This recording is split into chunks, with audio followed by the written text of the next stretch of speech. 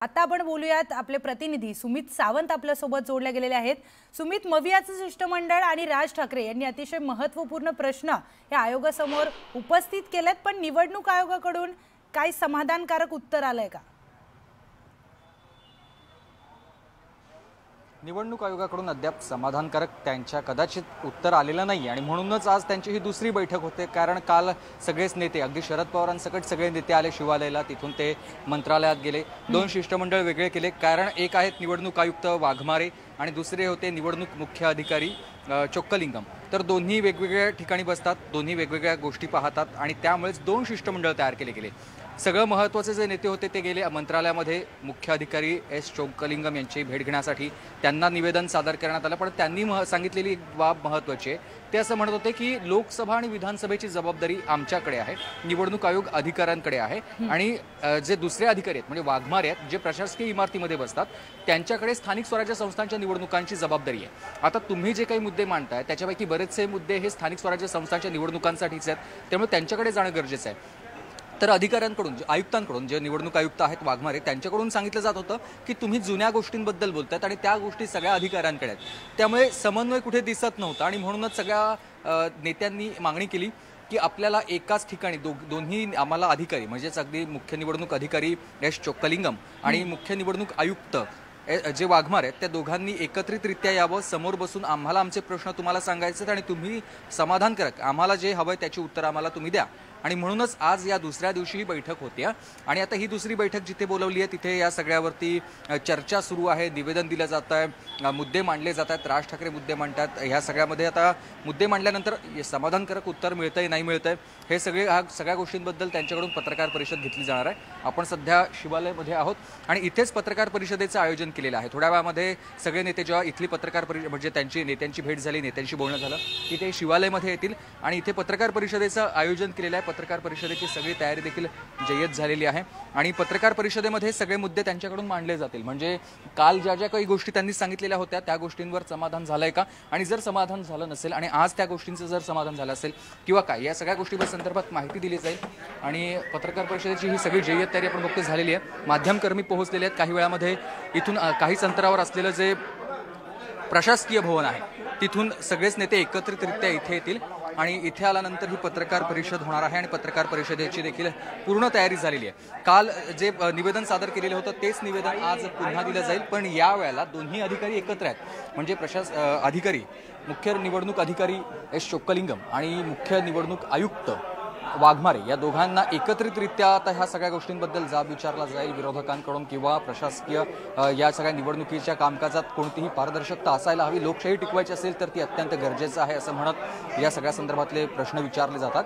पण हे सगळं झाल्यानंतर इथेच पत्रकार परिषद होईल आणि याच पत्रकार परिषदेचं सध्या आपण बघतोय शिवालय जरी शिवसेना उद्धव बाळासाहेब ठाकरे पक्षाचं मुख्यालय असलं किंवा मुख्य कार्यालय असलं इथलं, तरीही आता सगळे महाविकास आघाडी आणि सहयोगी पक्ष आहेत, त्यामुळे वेगळं फलक आता तिथे लावलं जात आहे जेणेकरून एकाच बॅनर खाली सगळे हे नेते येतील। आज शरद पवार मात्र नाहीत। शरद पवार काल स्वतः इथे आले होते, शिवालयाला आले होते आणि त्यानंतर इथूनच ते मंत्रालयात देखील इतर नेत्यांबरोबर गेले होते, पण कालची पत्रकार परिषद रद्द झाली आणि म्हणूनच आज त्यांचा पुण्यामध्ये दौरा असल्यामुळे ते या पत्रकार परिषदेमध्ये सहभागी होणार नाहीत, कारण त्या शिष्टमंडळात पण गेलेले नाहीत। पण त्यांचे नेते जयंत पाटील इथे असतील, त्याचबरोबर शेतकरी कामगार पक्षाचे जयंत पाटील देखील आहेत, उद्धव ठाकरे, राज ठाकरे आहेत, काँग्रेसचे विजय वडेट्टीवार काल नव्हते पण आज ते इथे आलेले आहेत, ते देखील इथे असणार आहेत आणि इतर काही नेते देखील इथे उपस्थित राहतील आणि पत्रकार परिषदेला ते एकत्रितरित्या संबोधित करणार आहेत। आणि म्हणूनच शिष्टमंडळ जेव्हा तिथे प्रशासकीय इमारतीकडे गेलं तेव्हा इकडे सध्या ही तयारी आपण बघतोय शिवसेना उद्धव बाळासाहेब ठाकरे पक्षाच्या नेत्यांकडून केली जाते। संयुक्त पत्रकार परिषद ही असणार आहे। पत्रकार परिषदेमध्ये या सगळ्या नेत्यांकडून काय मुद्दे मांडले जातील हे आपण पाहणार आहोत। पत्रकार परिषदेची सगळी तयारी झाली आहे, ठीक आहे, चालू झालेली आहे तयारी सगळी। अच्छा, सगळे नेते इथे असणार आहेत की काहीच नेते येणार आहेत पत्रकार परिषदेला? आता तुम्हाला कळेल, त्या बाबतीत मला फार काय माहिती नाही, मी फक्त तयारी बघतोय। अच्छा, किती वेळात सगळी ही पत्रकार परिषद सुरू? ती बैठक संपली की सुरू होईल इथे? बैठक संपली की पत्रकार परिषद सुरू होणार आहे आणि त्याची आपण बघतोय निवडणूक आयोगाची जबाबदारी आहे निवडणूक प्रक्रिया पारदर्शकपणे पार पाडण्याची। महाविकास आघाडी व सहयोगी पक्षांची संयुक्त पत्रकार परिषद अशा आशयाखाली, या बॅनरखाली ही पत्रकार परिषद सुरू होईल आणि आपण बघतोय माध्यमकर्मी इथे सगळेच दाखल झालेले आहेत आणि वाट पाहत आहेत केव्हा पत्रकार परिषद सुरू होणार आहे आणि काही वेळामध्येच सगळं झालं, संपलं, म्हणजे तिकडची बैठक संपली, त्यानंतर नेते इथे येतील आणि त्यांची भूमिका पत्रकारांसमोर मांडणार आहेत. निश्चितच सुमित, जसं की आपण कालपासून बघतोय, कालपासून चर्चा सुरू आहे आणि या चर्चेला समाधानकारक उत्तर मिळाले नाही असं मवियाकडून सांगण्यात आलेलं आहे. त्यामुळे आज पुन्हा त्यांच्यामध्ये चर्चा सुरू आहे, बैठक महत्त्वाची सुरू आहे आणि मवियामधील आणि त्याचबरोबर राज ठाकरे यांनी अतिशय महत्त्वाचे आणि घणाघाती प्रश्न आयोगाला उपस्थित केलेत. त्यामध्ये उद्धव ठाकरे यांनी एक म्हटलंय की चोकलिंगम म्हणतात काही जबाबदारी आमच्याकडे नाहीये, तर राज्य निवडणूक आयोग म्हणतं की आमच्याकडेही जबाबदारी नाहीये. जबाबदारी तुम्ही झटकताय, मग आम्ही कुणाशी बोलायचं असं उद्धव ठाकरे म्हणतायत. काय सांगशील? बरोबर आहे, कारण उद्धव ठाकरेंचा हा प्रश्न अत्यंत महत्त्वाचा. आता कालचं शिष्टमंडळाचं मी तुम्हाला एक सांगतो. शिष्टमंडळ ज्या वेळेला त्यांनी शिष्टमंडळ केले, आधी एकच शिष्टमंडळ सगळ्यात आधी जाणार होतं मुख्य निवडणूक अधिकाऱ्यांकडे, एस चोक्कलिंगम यांच्याकडे. त्यांना आपलं निवेदन देणार होतं आणि त्यानंतर ते जाणार होते मुख्य निवडणूक आयुक्त वाघमारे त्यांच्याकडे आणि त्यांना आपलं निवेदन देऊन किंवा आपलं म्हणणं मांडणार होते. पण वेळेचा अपव्यय टाळण्यासाठी 2 शिष्टमंडळ तयार केले गेले. एक होतं मुख्य नेत्यांचं सगळं, त्या मुख्य नेत्यांच्या शिष्टमंडळामध्ये स्वतः सगळे नेते होते, प्रमुख नेते होते आणि ते तिथे जाऊन भेटले, त्यांनी आपल्या मागण्या दिल्या. दुसरं शिष्टमंडळ गेलं आयुक्तांकडे, पण या दोन्ही शिष्टमंडळांना वेगवेगळी उत्तरं मिळाली. आता बरेचसे प्रश्न हे महाविकास आघाडी किंवा विरोधी पक्षांनी जे काही उचललेले आहेत निवडणूक प्रक्रियेवरती, तर त्या प्रश्नांमध्ये काही हे मागच्या निवडणुकांच्या काळात झालेला घोळ त्या संदर्भातले होते आणि भविष्यात असे घोळ आता होऊ नयेत, कारण भविष्यातल्या निवडणुका ह्या महानगरपालिकांच्या आणि स्थानिक स्वराज्य संस्थांच्या आणि स्थानिक स्वराज्य संस्था आणि महानगरपालिकांच्या निवडणुकांची जबाबदारी ही मुख्य निवडणूक आयुक्त जे वाघमारे आहेत त्यांच्यावर असणार आहे. आणि ज्या लोकसभा आणि विधानसभेच्या निवडणुका झाल्यात त्यांची सगळी निवडणूक प्रक्रियेची जबाबदारी हे मुख्य निवडणूक अधिकारी एस चोक्कलिंगम यांच्यावर होती.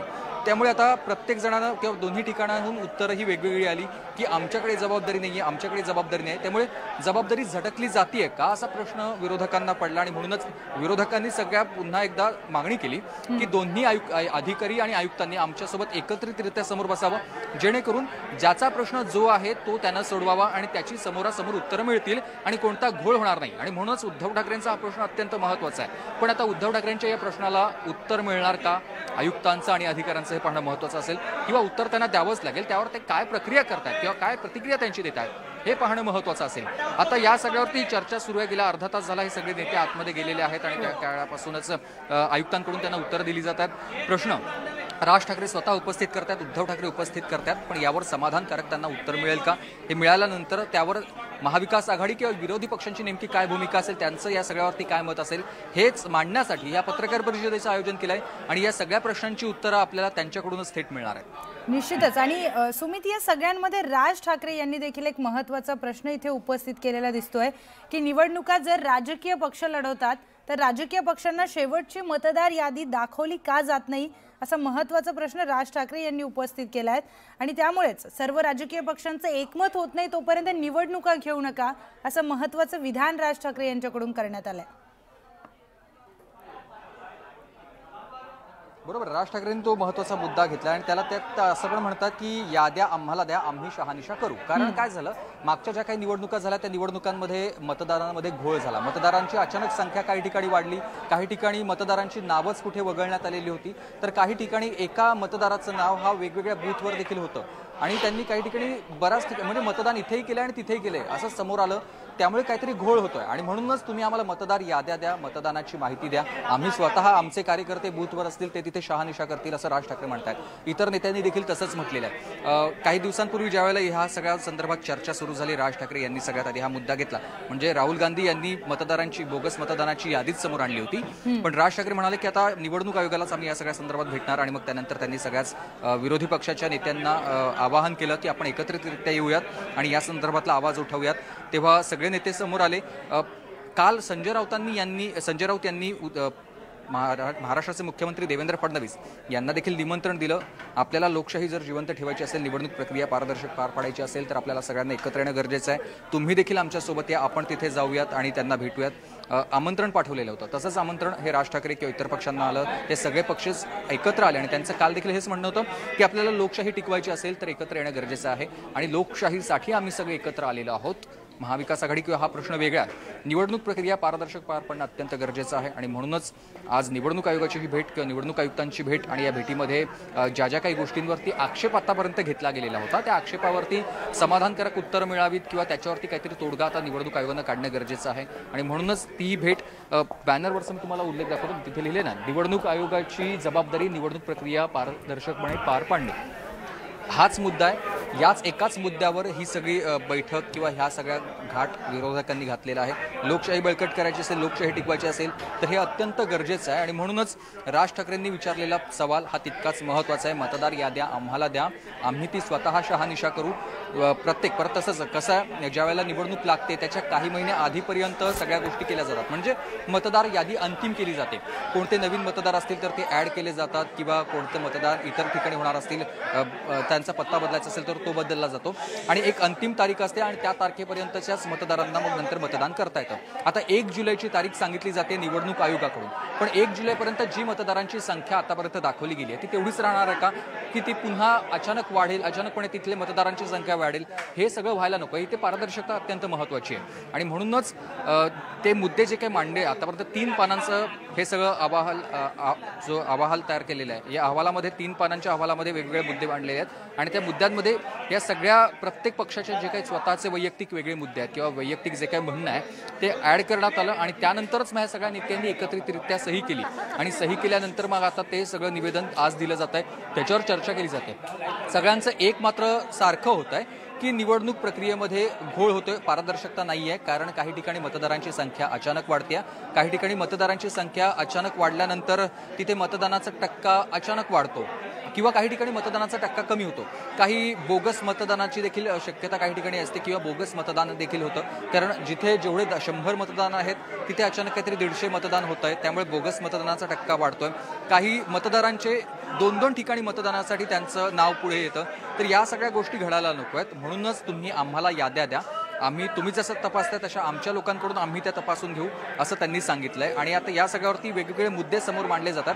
स्वतः राज ठाकरे या सगळ्यामध्ये जरा जास्त प्रश्न आपण बघतोय, प्रत्येक गोष्टीचा तो बारकाईने ते अभ्यास करून त्या संदर्भातले प्रश्न विचारतात आणि त्याला उत्तरं देखील मिळतात. यादीत खूप घोळ आहे, मग निवडणूक पारदर्शक कशी होते हा वडेट्टीवारांनी देखील आता एक प्रश्न आपण बघतोय विचारलेला आहे. प्रश्न विचारले जातात पण त्यांना समाधानकारक उत्तरं मिळतात का हे थोड्या वेळामध्ये कदाचित आपल्याला कळेल.